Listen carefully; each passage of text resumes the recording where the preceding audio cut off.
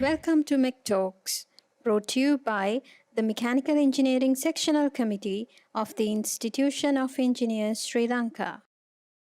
So what I'm going to talk today is improving national economy through commercializing research output.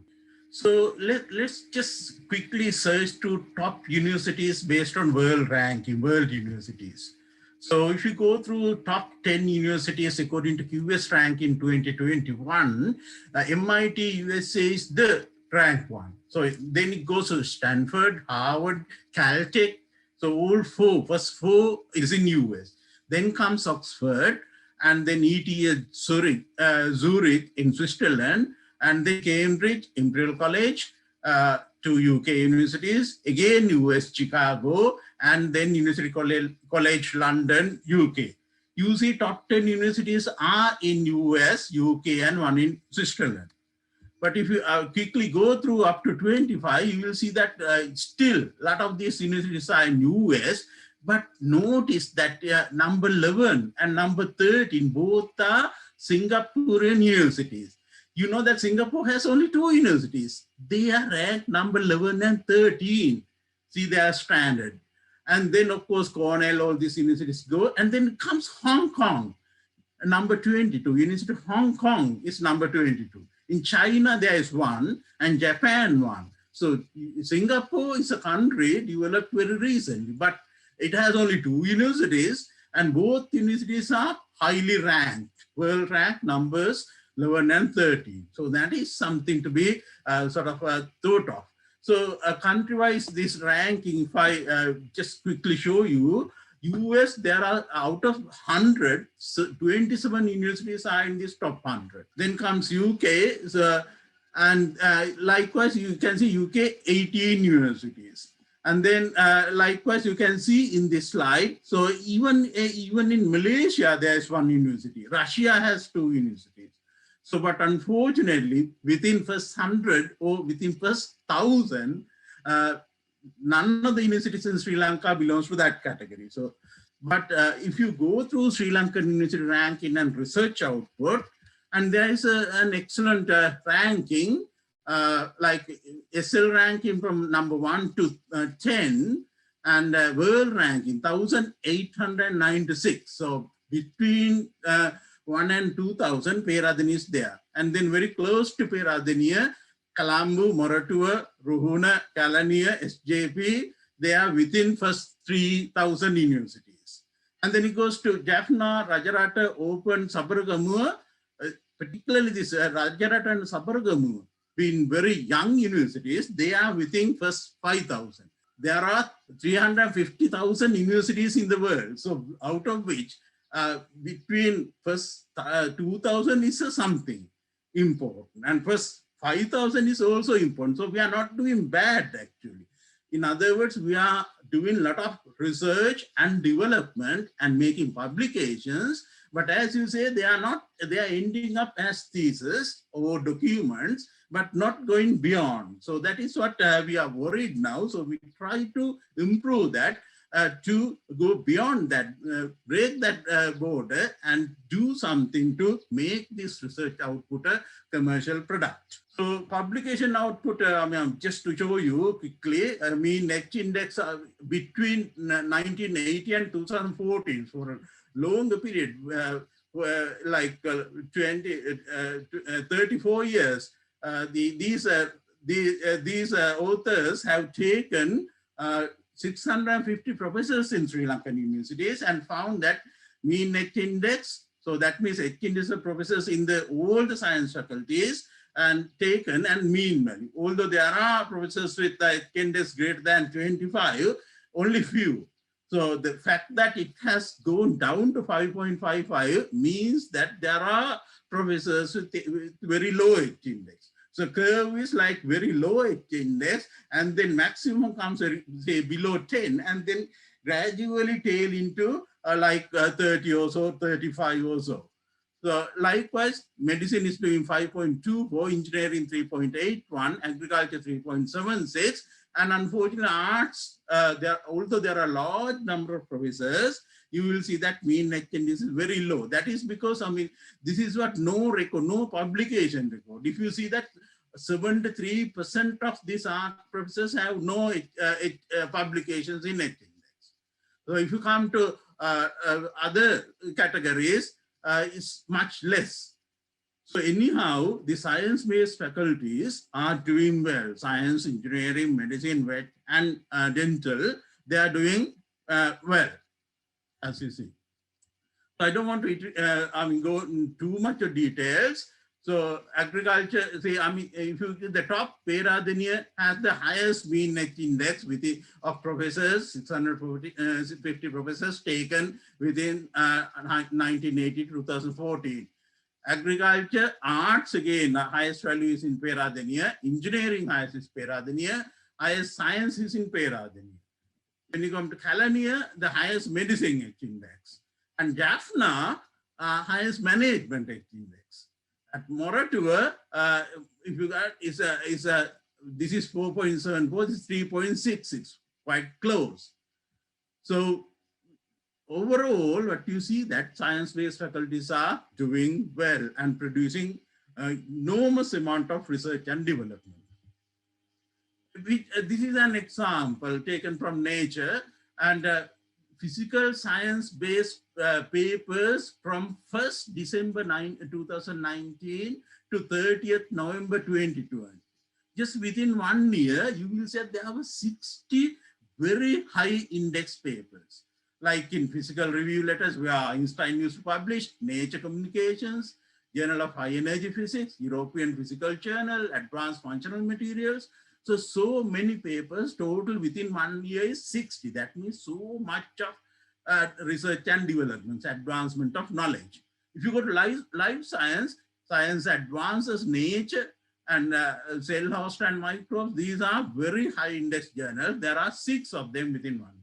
And Earth Science and Environment Science, and Technology is I think like 30 or so.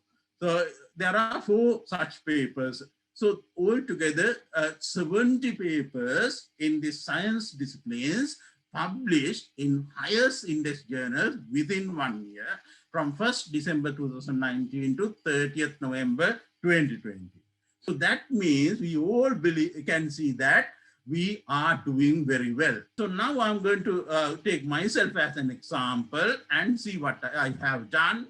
I'm going to show you and what are the commercializable products and how I entered into that.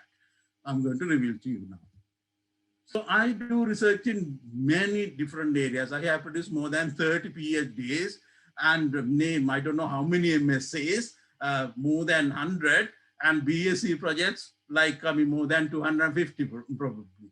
So I have been doing research in diverse areas like conducting polymer, electronically conducting liquid crystal systems, electronically conducting polymer-based gas sensors, and then coming into biology, I had done photodynamic therapy for cancer treatment, photochemical mosquito control, and pollution abatement, and then I have gone into fuel cells, where we developed very cheap oxygen reaction cathodes in place of platinum.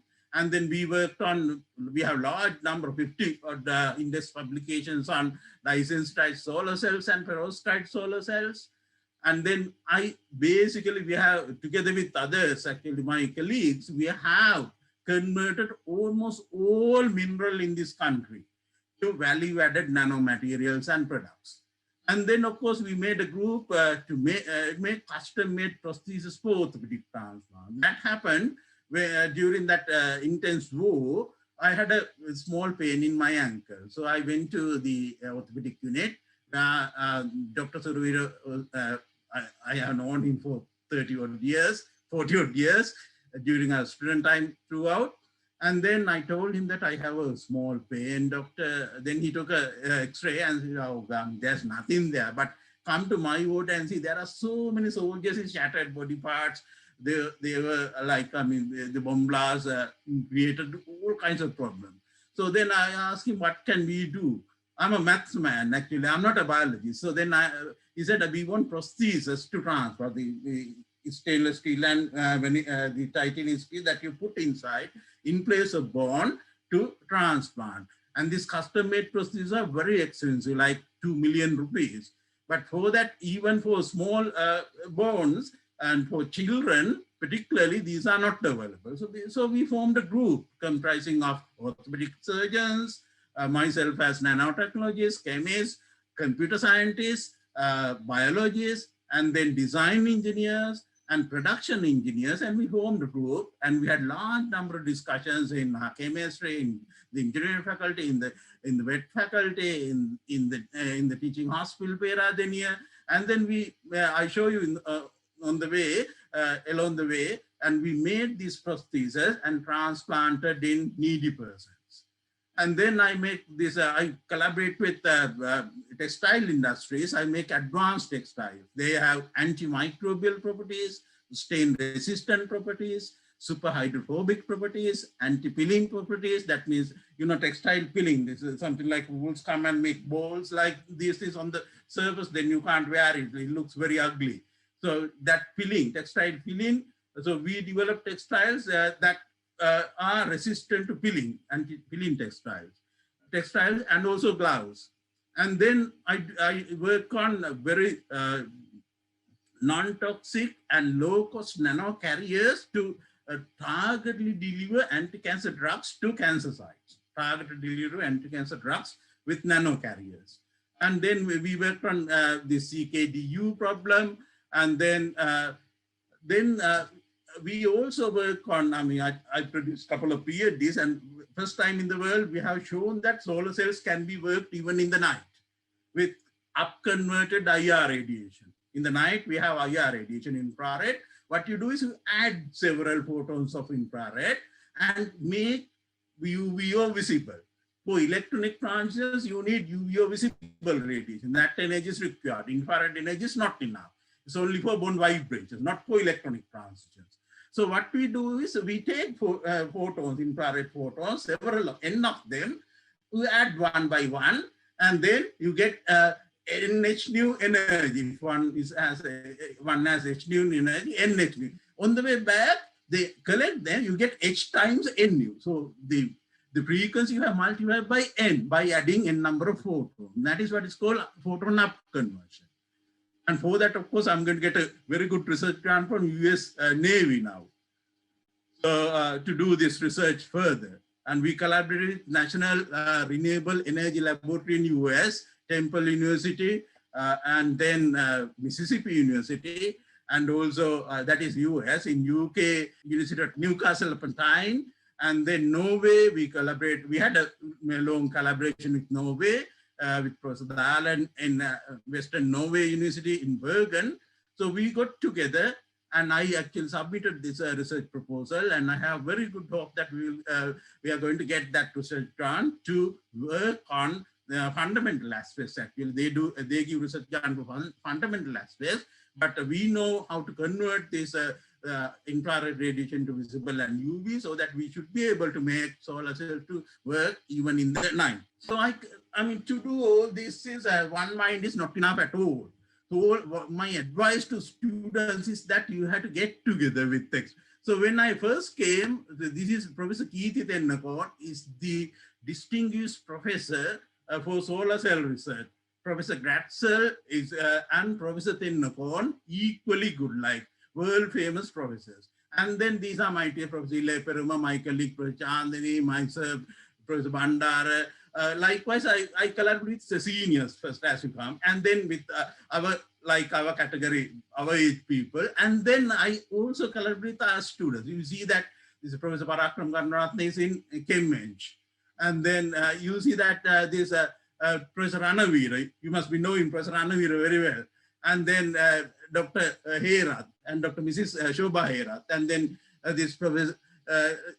These are engineers, so we collaborate with the wide, diverse background, so that we get multidisciplinary research and we learn from each other, so that the nature actually is not just single thing; it's multidisciplinary. So you need this many brain approach. So for that, this collaboration. So once I did this color, then actually most of these are my students. So now I collaborate with my students. These students actually did, starting from Professor Herat now, they are university professors now. I collaborate with them also now. So you see that I collaborate with medical doctors, I collaborate with allied health science. This is Professor Rajapakse faculty. And then our faculty professors, engineering faculty, likewise, you have to build up this research group with as many collaborations as possible for you to solve the problems in the society. So not only locally, from UK, I started with collaborating with my own professor. I did my PhD at Imperial College, Professor John Albright, and then Professor Laurie Peter, and these are my colleagues, and then these are my students actually. So I collaborated with them. And then from US, there are a lot of professors you can see. Professor Rasika Dias, I started my batchmate. He's a distinguished professor of inorganic chemistry in the University of Texas at Arlington. And then all these professors, this is the newest collaboration. And Dr. Miller is from NREA. And he is one of my students doing postdoc, Nuan Harsha. He's also collaborating with us from NREA. These two professors are from Temple. Dr. Watkins is from Mississippi University. Likewise, these two are from Texas at Arlington. This is Dallas University. So I collaborate with many people. In Japan, I collaborate with Professor Murakami. Like there are 4 professors I have named. And from Norway, I collaborate with Professor Dahlen and Professor Ridley. So 2 distinguished professors. They are doing very well so that we can share the knowledge and learn from each other through these collaborations. So that is the basic fundamental step where if you want to do something for the nation, you have to have this collaborative and multi-disciplinary approach. And for the mineral conversion project, you see I have collaborated with almost all known researchers here, and then produce large number of PhDs. All these students have PhDs with me now. This is one of those things that I want to show you. I said I have converted almost all minerals in Sri Lanka to value-added products. One important one is graphite to expanded graphite and graphene. Actually, I was in a Zoom from 4 to 5:30, where this burning ship. So that we had a meeting to discuss about what to do. Right. So if there's any oil spill, or there was oil spill previously, huge oil spill, and oil spills are always happening in the sea. So we have developed what is called expanded graphite. That graphite structure is just like a card pack. Large number of cards, billions, trillions of cards. In between space is very small. What we do is we expand that space between the cards. So then it's a very light material and it's called expanded graphite. Expanded graphite, 1 gram, you can feel like 1 liter box. So that is very, very highly expanded graphite. So in the expanded graphite, there's enormous amount of free space. So graphite is a material that doesn't like water, that likes oil, because it is what we call in science is hydrophobic, doesn't like water, but it's oiliophilic, it likes oil. So if you put expanded graphite, a small amount, a spoonful into an oil spill, it attracts oil molecules into it. Because it has so much of free space in there, attracts all these oil molecules, and then you can scoop all these things and then take it and press it so that it releases oil once you compress these expanded areas, and then you can recover that oil and then reuse that expanded graphite. You can again expand and use it. So we have a patent for that. Unfortunately, today, of course, I have revealed this to the authorities there, and they are quite interested in that. Actually, if this oil spill happens, that is the way to recover oil and clean this spill as well. So not only cleaning, we can recover the oil also.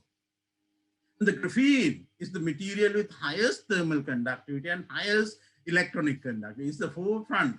The discoverers were awarded Nobel Prize in chemistry. So graphene is the material that is in the forefront of optoelectronics, optronics, and any device. So we are the country having more than 99.9% pure graphite naturally available. That is because there are only 5 countries in the world where there are vein graphites. Graphites available in big veins of mountains. So in the back, of course, graphite is not pure because it is just situated next to the stones. And then when you go to middle of middle of the ore of this vein, so the graphite is like almost 100% pure graphite. But what we did was actually we had taken the rejected graphite that are attached to these stones, which are filed in Bogle graphite. And then we converted that graphite, we have extracted that graphite, just use it one solution, and then expanded, and then delaminated these layers to make these graphene products. So we have patents for these things. So if you want to develop actually, Professor Lama just talked to me, and he also previously also he is the ambassador to Russia. Professor Lamont is a professor of surgery. He was professor of surgery. Now he's going to come as our vice chancellor soon. And he is really interested in bringing this Russian firm to collaborate with us to make this expanded graphite and graphene products. So that is, so we are hopeful for that project. So there, of course, what I did was, now that I have the patent, I have talked to several people, there's no go. So then I made use my contacts with a person who can do something, like the ambassador, His Excellency, the ambassador, Professor Lama. I have known him for 40 years, same parallel batchmate. We worked here for more than like 36 years. So Professor Lama actually, once he assumed duties as the ambassador, the first thing he did was, how can we help to develop Sri Lankan industries? The first person to approach was me, actually, and I'm quite proud of that. And then we had about 1 hour discussion. We had a chat from there, and I explained to him that the things that we have done, like converting graphite into graphene, Illuminite into pure, 100% pure titanium dioxide, likewise, and then he got really interested.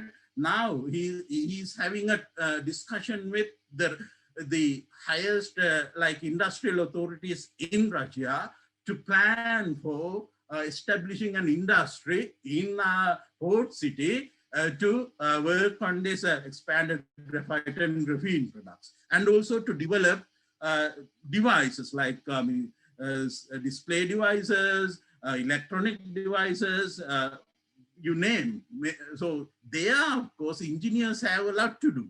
Now we make, we do science, but when you convert that into a product, there the engineering is there. So science alone cannot do anything. Engineering alone cannot do. So we have to get together and work in harmony to make a product. So there, then this Illuminite. So this is actually, we have world patent as well as 2 local patents.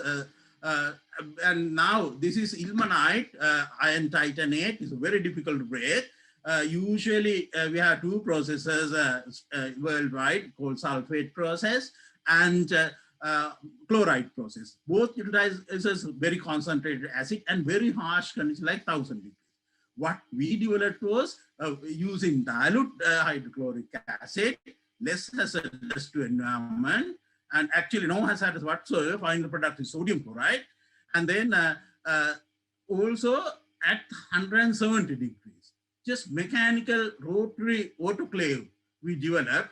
Now actually we have published that in ACS Omega also, 2 papers, and we can convert this ilmenite into 100% pure titanium dioxide, only titanium and oxygen in that right 1:2 ratio, and pure white phase selective nanoparticles.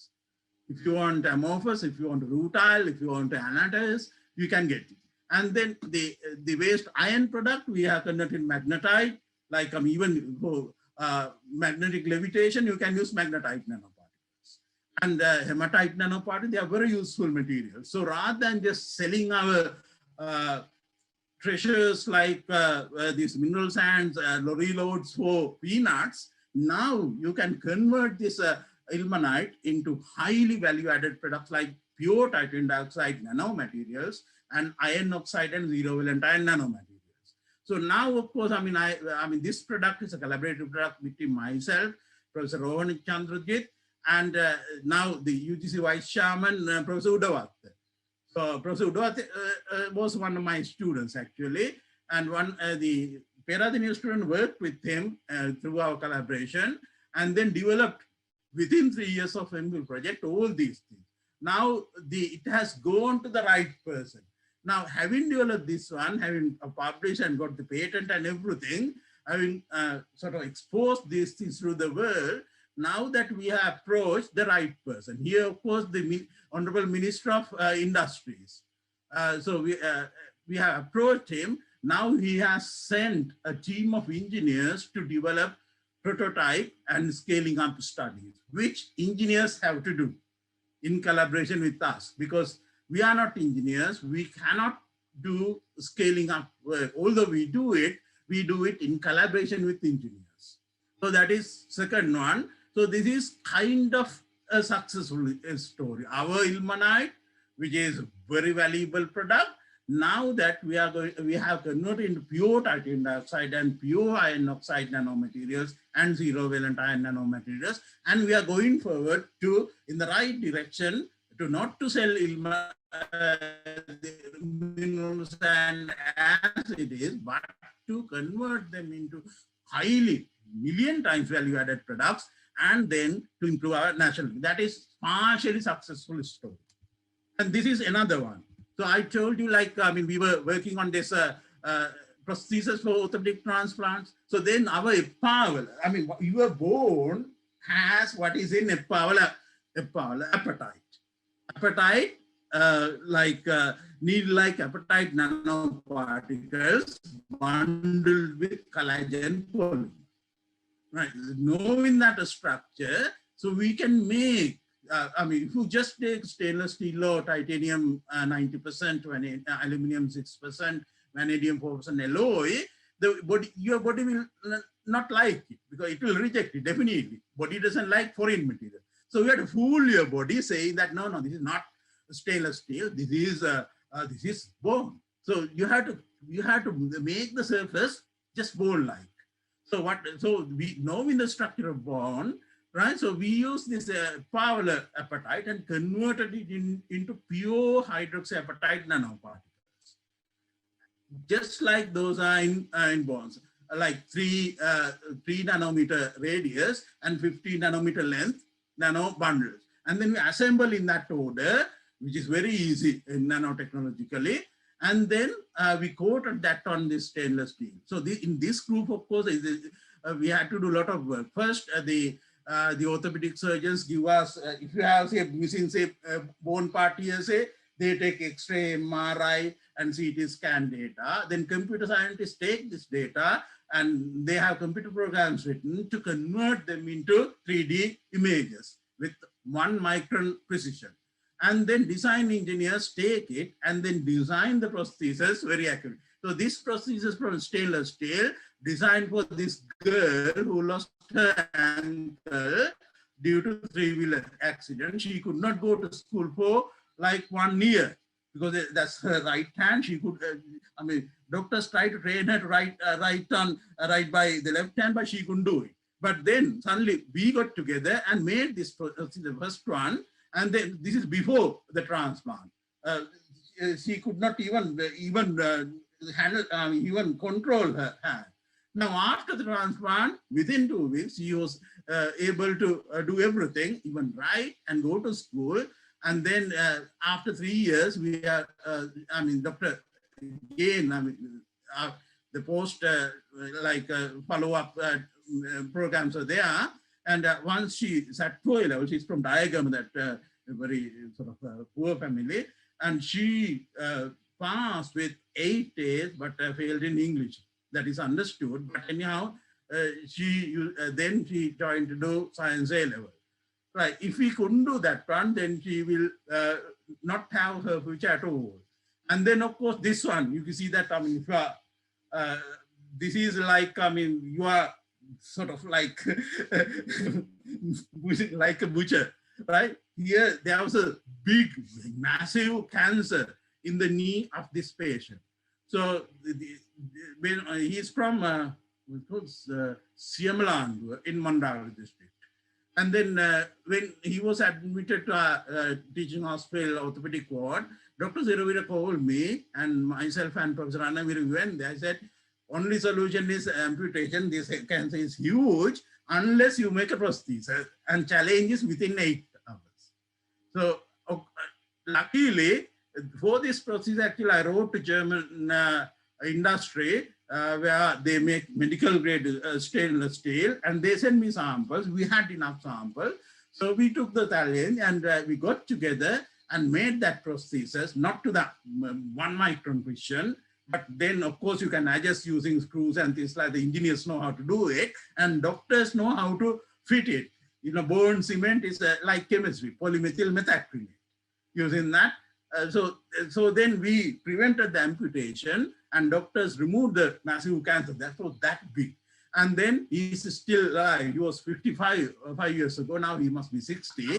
I mean, doctor told me that he's still alive. So this is a project where we have done a great service, but unfortunately it's a kind of failure. We could not go forward, although we have approached even the present president those days. We could not find the suitable industrial partner to go forward. That is because the initial expenses is fairly high, because you know, as engineers, particularly mechanical engineers and production engineers, you know that these machines, lathe machines with computerized lathe machines are very expensive. So therefore in Sri Lanka, so far we could not find a suitable commercial partner to go for. Otherwise, I mean, we have a group, we have the knowledge in all the aspects, and we can produce them. We have proven it and even transplanted after getting ethical clearance also. That is a kind of impossible thing in this country, getting ethical clearance for medical doctors. Anyhow, we got all these things and transplanted, but this is a project where we can go forward, but we could not do. So not all things are end up as a successful story. But anyhow, as you see, this is a very important project. So since my time, I'll quickly, I have a few more. So I'll quickly go through this video to show you, a 2-minute video to show you what we have done in that project.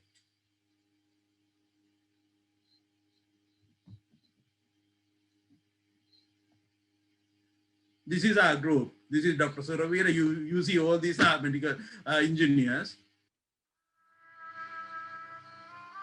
Enjoy.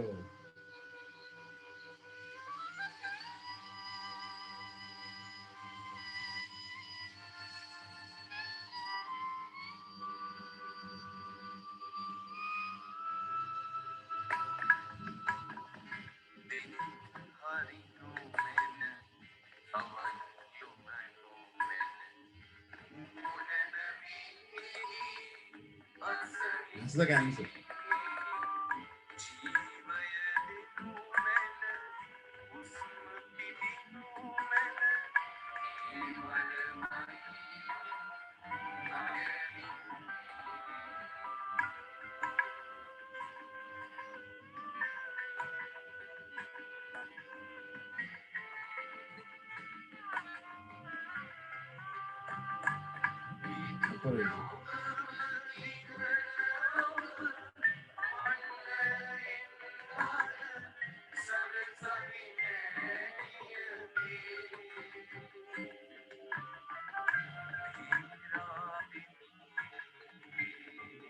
Dr. Suravira, Rajapakse, medical doctor engineer.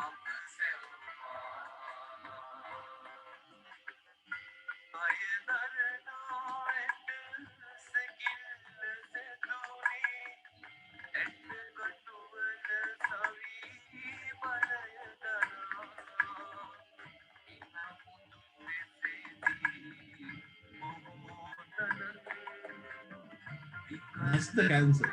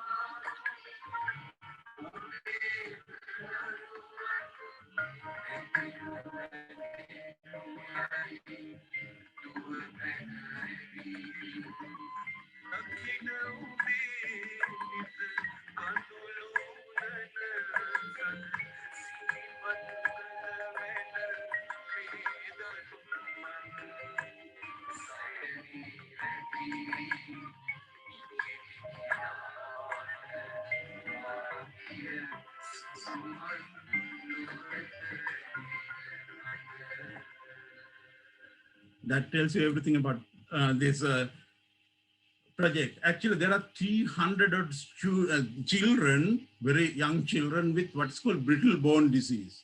Their bones have no the right architecture, so that they are very brittle, very fragile. If you just lift, their bones break, so they can't lift their bodies up.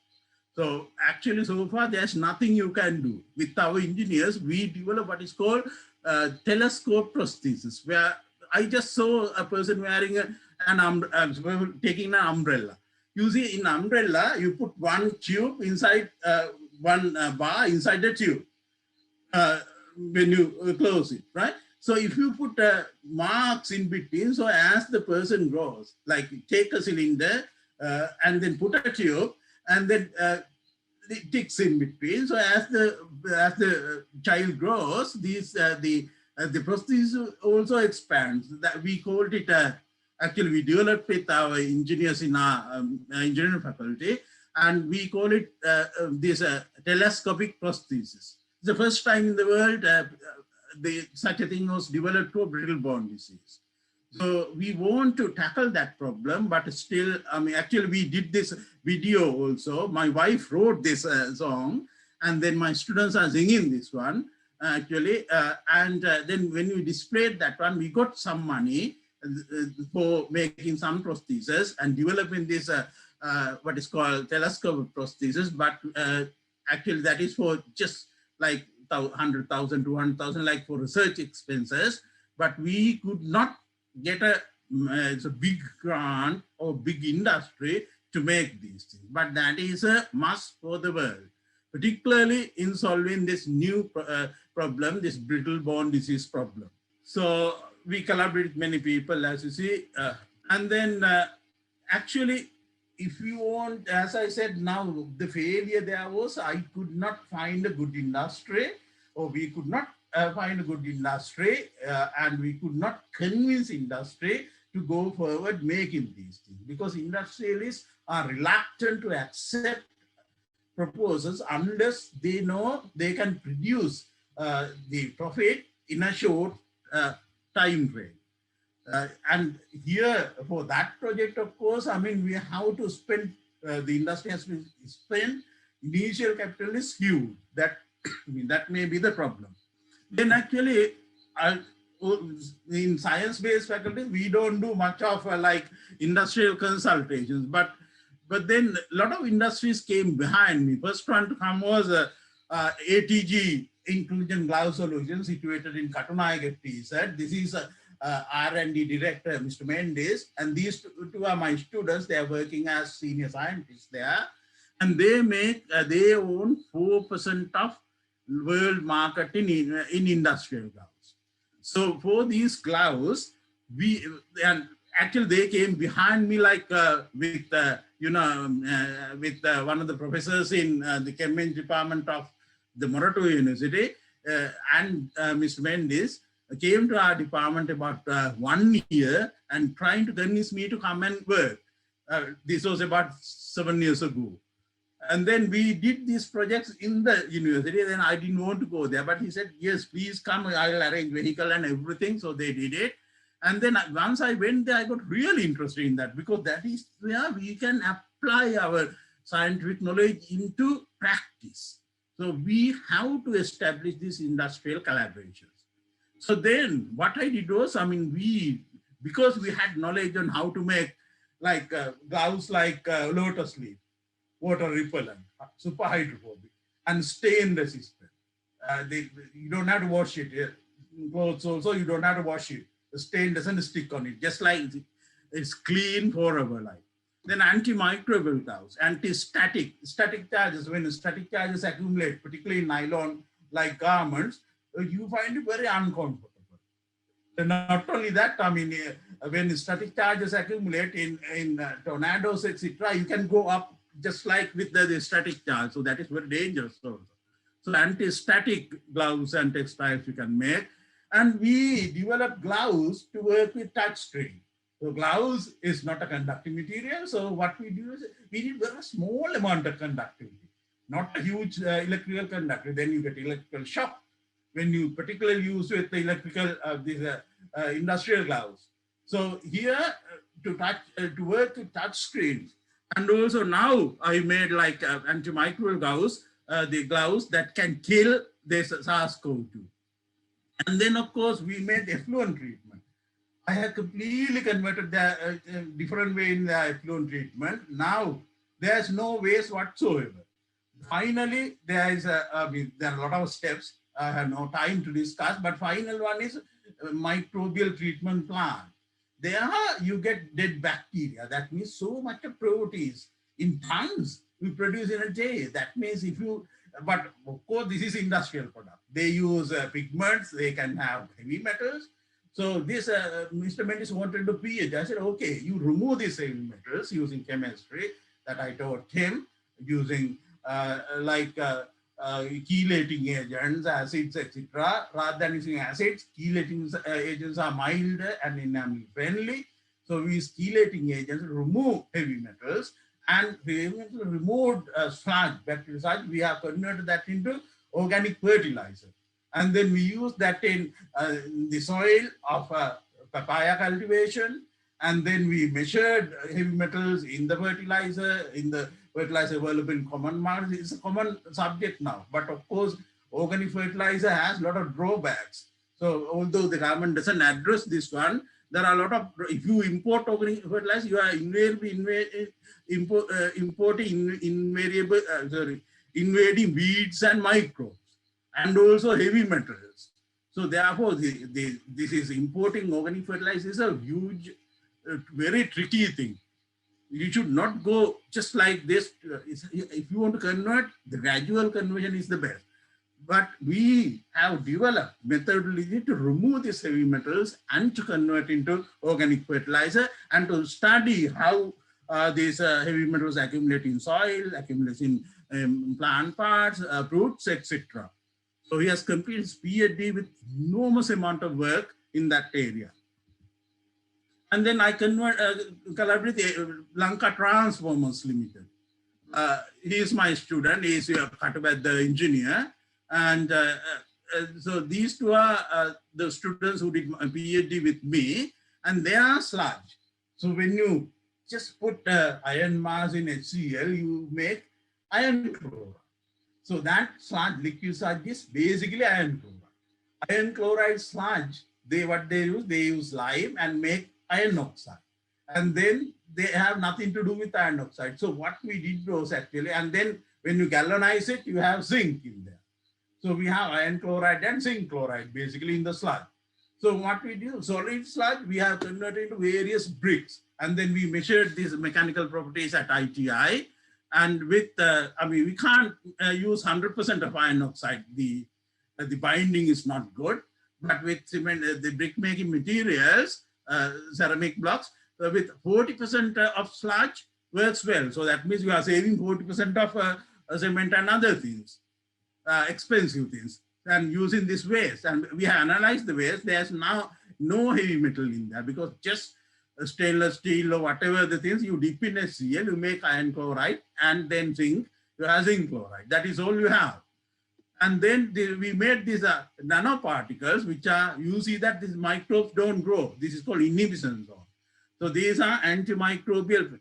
So we added this, when this first wave came, we made this antimicrobial hematite nanomaterials and added that to the standard paint and made antimicrobial paint and gave that about 20 liters to paint in the Homagam hospital where COVID was. So there, of course, we were able to control that. So we have done a lot of work within very short period with these two very intelligent guys. He is now in America and he's having his own industry now in Sri Lanka. So this is a successful story. Now LTL high management got really interested in that, and they are now making reactors and things like that within this LTL premises to make these bricks and particularly these antimicrobial pigments for making antimicrobial paints. So that is because I got together ATG successful story. We make actually now they are producing this the SARS-CoV-2 resistant killing gloves also and many other types. And here LTL is also a successful story. Why?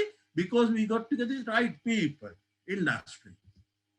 And then Bogala graphite. So we make aqueous dispersions of graphite microparticles and then thermal conducting rubber. That is very important for a particular application, which I don't like to tell you right now, but thermal conducting rubber is very, very useful for that application, for the feeling purpose. And then Cogen, you know, the company, Harsha Super Singh and Dr. Hassan company that's making this sports car, brand new. So we make the zinc bromine flow battery and active charcoal based supercapacitors. And there, of course, we are using our own graphite and superhydro glass windows likewise. So I quickly go through. And TJ, so we have been doing this research for more than 6 years in collaboration with TJ Lankali PLC, that is a very big textile industry situated in Avisai FT side. And there, that Dilan and Charit, I showed you, Dilan and Charit did their PhD, and Mr. Somasiri, who was one of the managers, printing press manager, and he is doing MPhil now, and another student is doing MPhil. So there we have developed superhydrophobic and stain-resistant fabrics, antimicrobial fabrics, anti-peeling fabrics, anti-static fabrics, and all these things, and also all these preliminary research work on our 3+ face mask, which we did in collaboration with TJ. Thanks to TJ, we developed things at our. So here, I mean, this is a video, I mean, because time is limited, I'm not going to show you. This whole fabric is normal fabric, but we have below this, the whole fabric is actually superhydrophobic fabric. Below that, you have normal fabric. So when you put this dye solution, it only goes to these ones. We have demonstrated that by putting this one. And also this PRL is made of superhydrophobic. So this stains go to everywhere else, but not to PRL. This is PRL for physical research lab, my research laboratory. So this is PRL is they are superhydrophobic fabric. So all these studies we have done for about 6-7 years, so that when this pandemic came, right, we know how to make superhydrophobic fabrics, we know how to make antimicrobial fabrics, we know how to make fabrics that can absorb carbon dioxide and moisture and give good wicking and evaporation properties. So we had that knowledge. So immediately, in last year, this is the group that got together. Actually, this Dr. Kaminda here as a consultant radiologist who immediately joined with us by he has heard about me doing all these things, and then he contacted me and came to our group. All these others are my students. And then right from last year's March, we have been developing this. There's a new face mask and with enormous contribution from Dr. Herat and other members of this group. And so they are actually, so this is, I collaborate with Sarasavi Industries. That is an industry that produces the largest socks manufacturer in the South Asia, actually. So, you know what happened was actually once we developed this product and we took a large number of tests, like all this particle penetration tests and flammability tests, breathability tests, and then bactericidal tests, virucidal tests, all kinds of tests, and then particle chemical bonding tests, all kinds of things we have done. So then after doing all these things, we just contacted the Minister of New Inventions, Honorable Sitaram, and told her that we made this new invention. What we want to do is to make this a device. Then she immediately told us that you have developed everything. So that is new invention is already there. Now you want to make a product. So you get together with the Honorable Minister of Trade.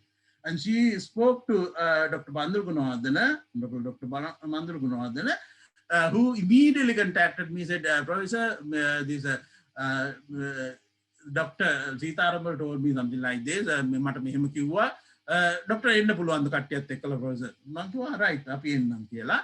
But we went there and then to his ministry, and then from that day onwards, I mean, he has been, he is an expert in, of course, we know that he's a teacher, he's a graduate in economics from SJP, and he has been teaching, doing tuitions also for a long time before he became a parliamentarian. So he has a very good knowledge in economics. So he knows how to convert this product into a marketable, this invention into a marketable product. And that is then we said that we were working with TJ, but then TJ said that with their current actually labor situation, they cannot even manage their product. So they said that although we have been collaborating with you and helping you so much, unfortunately we cannot go forward. So then we had to find another industry. So Minister suggested the Sarasavi Industries. Mr. Hemant Pereira is the MG and actually is the owner of the industry. And then he was there as well. And he, I mean, when we explained it and several times, he got together and he actually visited our lab also those days. And so this is said, okay, we will go ahead and do it. Right. So that is how this has happened. This is a face mask with what we call 3-ply face mask. That means face mask with 3 layers. Why do you want to make this a very special face mask? Was that most of the face masks that you wear are made of polypropylene, and they are not biodegradable. They are environmentally hazardous. Imagine 7.5 billion people in the world, and because of this pandemic, everyone is bound to wear a mask. All these like, I don't want to mention names, but these standard masks, even surgical masks, are made of polypropylene and one-time use. So if you discard so much of mask to the environment, imagine what is going to happen in the future. Well, that is the main reason why we want to make biodegradable, environmentally friendly masks. So for that, we have to take natural material. So that is why we have chosen cotton. When you take cotton, cotton has it's a woven cotton, has fibers horizontally and vertically. Say, then in between there are a lot of pores. These pores are huge. Like when you look through optical microscope, with very high resolution, you can see like even 30 micron pores are there. Even some pores are even 300 micron, even bigger than bacteria, bigger than big particles in the air. So what we have to do is we have to cover or trap these trap materials to cover these pores. But if you just trap it, they can come with the airflow that we breathe in. So we have to chemically bind these materials. So we know how to chemically bind like very non-toxic material, titanium dioxide microparticles. So titanium dioxide is a material that is present in paint, that is present in cream also, baby cream, and even these these cricketers, they use cream always. So that is titanium dioxide and zinc oxide. So we use these non-friendly materials: cotton, titanium dioxide microparticles, and zinc oxide nanoparticles. So the first layer, top layer, was made to have the architecture of the this lotus leaf. So that is, we know how to do it. We know how to make cotton superhydrophobic. We have learned it by doing several PhDs, supervising several PhDs for more than 6 years. So we know how to convert cotton into superhydrophobic, so that when you put water, water stays as a sphere, just like on the lotus leaf. And then when you tilt by less than 10 degrees, just fall off without penetrating through the layer. So any aerosol particle, if someone patient sneezes or coughs, virus comes with these aerosol viruses, particles. So these particles will be just repelled without allowing them to go. So that structure we made. So then, I mean, these viruses and bacteria are not that sure. I mean, although aerosol particle might repel, the virus might penetrate. Virus is very small. Their virus is less than 125 nanometers. So virus can penetrate. So what we did was, middle layer, we blocked the pores using that titanium dioxide microparticles, chemically bound. And then on all this structure, we put like star shape, very like sharp blade type stars, nanopart, like 25 nanometer particles, zinc oxide everywhere. I'll show you a video. You will see that very clearly then. And what happens is that if the virus comes there, viral element is negatively charged. Our titanium dioxide surface is positively charged. So electrostatically attached. And then zinc oxide nanoparticles, sharp blades, can cut those spike proteins that are there, like this, like sphere, and then you have this like nails coming out. These are spike proteins. You can cut these spike proteins and then damage the viral envelope also and kill the virus. Actually, we have tested that with RSV virus here in medical faculty, because, and with all the bacteria for a long time. Of course, one of the samples, because the test is very expensive, only you can do it at Imperial College London, where I did my PhD, and also I worked there. So with my contacts, I mean, I was able to reduce the cost from 13,000 pounds to 5,500 pounds. Still is a huge amount we could not bear. So what I did was, I convinced this ATG to put that material, zinc oxide nanoparticle, same 3 PHR, into their gloves to make SARS-CoV-2 killing gloves. And then we sent those samples, and we got 99.9% reduction of SARS-CoV-2. Very quickly, I'm going to finish it. And then, of course, now we are going to send this glove, our face mask. So that makes sure that virus is killed. And then the innermost one is the one with water loving, hydrophilic cotton. So hydrophilic cotton, so when in your exhale there, you have carbon dioxide and moisture. The hydrophilic cotton takes carbon dioxide and moisture, and then then with good improved wicking and evaporation process, just go through these channels and then evaporate very quickly. But everything, if you are a patient, you have to, whatever the exhale there has to go through middle layer. So any virus is killed there. So if you use like the other mask, you have something like kirikotta-like thing in front of your face. So there, and also polypropylene is not a material that likes water. So these evaporation and wicking properties are very poor. So therefore, what happens is that there is a chance for building up a carbon dioxide atmosphere in between the base and the mass. And then when you inhale, you are inhaling carbon dioxide rich air. So that problem is also solved here. So, and also this has adjustable ear loops so that you can fix it. And then only thing is, although I didn't like it, it's mandatory. We have to use a plastic nose clip to tighten there. And then loops also, there are two very small just to adjust to the base so that for perfect fitting. So this is like this structure, and even with blood, it stays like that. And then when you tilt it, it goes. So up to about like this 150 means super hydrophobic, this contact angle. So up to 20 washing cycles, this material stays super hydrophobic. Up to like 35 washing cycles, still hydrophobic. So we can recommend, if you want to have super hydrophobic property, 20 standard machine washing cycles okay. And still there's up to 20, the roll-off angle, the angle where you have still to roll off these droplets is very small. So even for surgical mask, this is very nice because all these blood droplets remain and they are as droplets. When you tilt it, just fall off without going and meeting your face.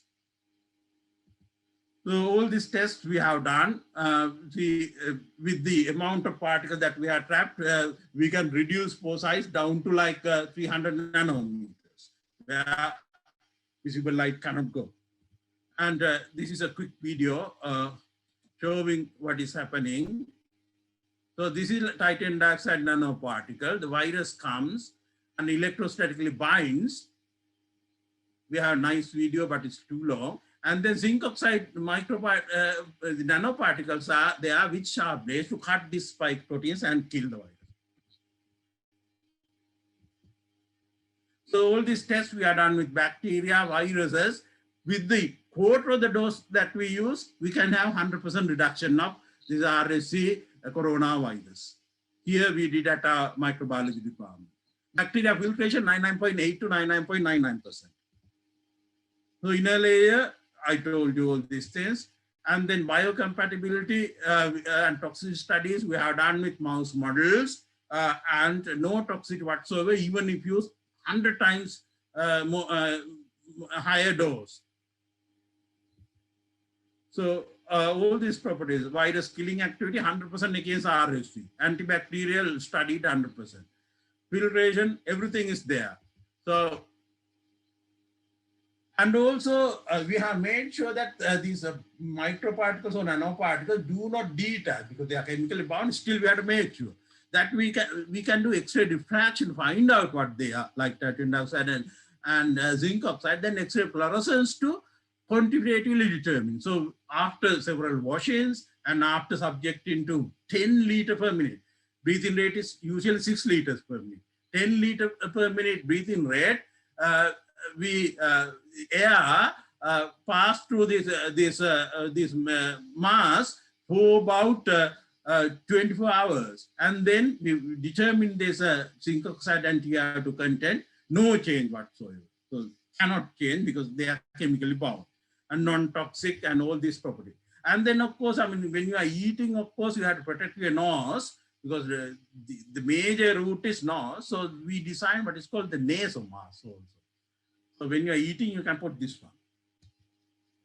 So there are, I mean, I think time is up, of course. I don't know whether, if you like, I can quickly go through this. This is blood penetration tester we developed. So here what you do is we spill blood at the rate of blood coming through veins when you cut it and see whether it goes to the other side of the mask. And you will say it doesn't go. With the time, I'll go to next one. Breathability tester also we developed. Where without mask, there is no pressure difference. So when you put a mask, if the breathability is low, then there is a big pressure difference called delta P. So that delta P should be very small for you to have free baseability. So that means 4 water millimeter per square centimeter. Imagine 4 water millimeter square centimeter is very small. This is the old computerized baseability tester that we developed in our laboratory, and we find that it is within that limit. And then flammability tester, again we developed this instrument to measure flammability. Polymers get inflated very quickly, but cotton takes time. So our cotton mass, even if you are in the flame, the fire, it will take more than 20 seconds to get catch the fire. So that is 30 seconds actually. Usually it should be within about 10 seconds. So 3 times better. Sometimes some mass took even a minute. And then particle filtration analyzer also we developed. And last but not least, now we are making what is called oxygen concentrators. So there are lots of patients dying in home. So we are very upset about it. So we're concerned about it. So what we are trying to do is to make oxygen concentration. That means we take pressurized air and remove nitrogen and carbon dioxide and get oxygen. So we are making the oxygen concentration now. This is zeolite. Thanks to my students in the US, they send me this sample so that we can make this oxygen concentration. All automated. Professor Bandar, one of my teachers, is very good in computer and electronics. His student did his MPhil on electronics and instrumentation. He built a lot of instruments with it. And also finally, you need healing. The best thing is go to forest and Illuminate is the best place. Go spend 1 hour in working path, then you are healed, you back to your work. Thank you very much. Sorry if I have taken a long time. I had to reveal a lot of things. Thank you.